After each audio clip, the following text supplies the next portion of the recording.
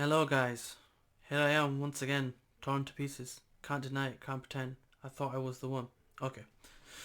Bad songs, old songs aside, I am back after 2 weeks, and this video is all about solo leveling chapter 142 and chapter 141. Double bill, let's get into it. Without further ado, let's get into this review. So, chapter 141. In fairness, it's a relatively simple chapter, and it was quite fleshed out with a few bits. So there are a few talking points really. So I will keep this part of my review short. So essentially, the first bit really kind of carries on from this flight that Sun Jin Woo is having, where they're telling him about his father, and it being announced that he's like the prime suspect for Christopher Reed's death.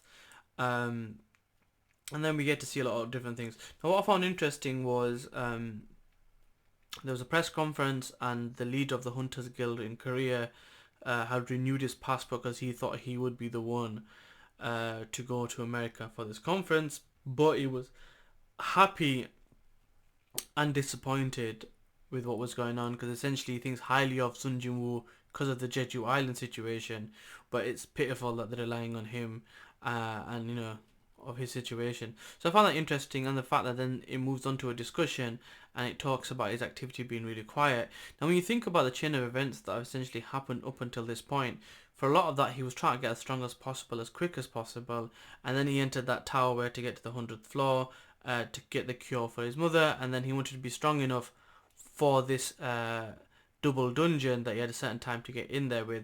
So he was always constantly on a timer. Now that he's gone and done this thing in Japan, he's effectively realized he can still get stronger. He's found out a little bit more of the past, but then this thing has come up in America that kind of takes his priority at the moment, so he's kind of filtered towards that, I guess. So I'd imagine once he comes back and whatever shenanigans happen in this trip, after that is probably where we're going to see him go back to Gates, unless something else happens that I'm not aware of. But yeah, it's interesting that they mentioned that he's gone really quiet, but it does make sense logically when you think about it.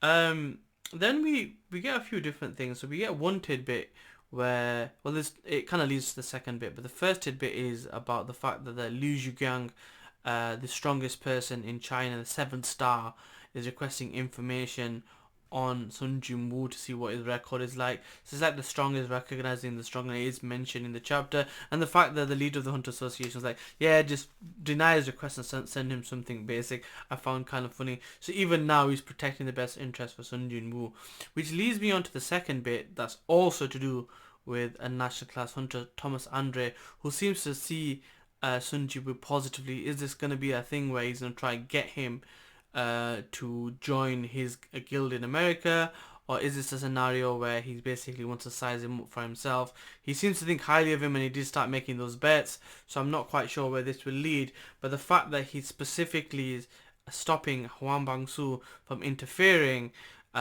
indicates he wants things to go smoothly while he's here. Personally, after Huang Bangsu got his ass clapped and slapped and beat down by Papa Sun Jin Woo, I don't think he should be messing with the son after getting clapped up like that and embarrassed. But he's going to get followed. They don't really trust him. I don't blame them, because when you get to a certain level of power and his level of arrogance, you can see he's going to do something.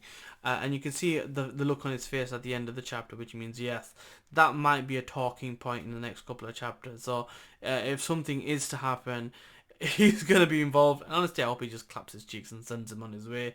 And that'll be the end of it. But yeah, pretty straightforward review for chapter 141. Let's get to the juicy bits of chapter 142. So, chapter 142. A little bit more exciting, especially the way it ending, but in some aspects a little disappointing. The foreshadowing in this chapter is a little concerning, because it does kind of lead me to believe there's going to be an event that's going to happen here. And I'll get into that. So the disappointing part is we don't hear any mention of Mr. Bongsu, the guy who's going after Mr. Huang Dongsu, who's going after Sun Jin Woo. We don't see any of that, so that's probably going to be a talking point in a couple of chapters, I'd imagine, by the looks of it. So what we do see is his arrival. We see the German representatives. I'm assuming he's probably one of the strongest ones. I did look him up. Lennart Nyman. He isn't a national class level hero, so he's probably like just the leader of a guild or a less class hunter of a similar kind of level to the other guild leaders. And the one thing I found interesting is that he noticed uh, all the people that were around Sun Jin Woo, and he said, based on those numbers, he could potentially go to war with the US. The fact that that's specifically mentioned is like mega foreshadowing that that's possibly going to happen, depending on what's going to happen over the next couple of days while he's at this convention. And then this kind of gets interrupted. Mr. White's there, and he goes, "Oh yeah, can you come with me? We've got some business to take care of." The Bureau of America wants to see him. He gets separated from the vice captain, and then they essentially are saying, "Look, we need to replace Christopher Reed, and we acknowledge that you are a candidate," because it gets asked by Sun Jin Woo. He's then shown pictures of a dragon Kamish and the rune that essentially came of defeating him, and it's like the worst calamity ever so far that this dragon came out. But Sun Jin Woo is super interested in this dragon. As the reader at that stage would know that it's gonna try to revive him. Mr. White has to get permission, so he goes to see the deputy director, and then they start talking about, should we really see him? It's classified. Da da da da. What is his ability? Can he resurrect him? Oh no, he might resurrect him. We can't let that resurrection be around. It's essentially like a world class danger nuke, really, reviving something with that power, but they have to oblige him because they want to sweeten the pot. They want to really kind of reel him in and bring him over to America because of the power and influence he'll bring. He's now world famous.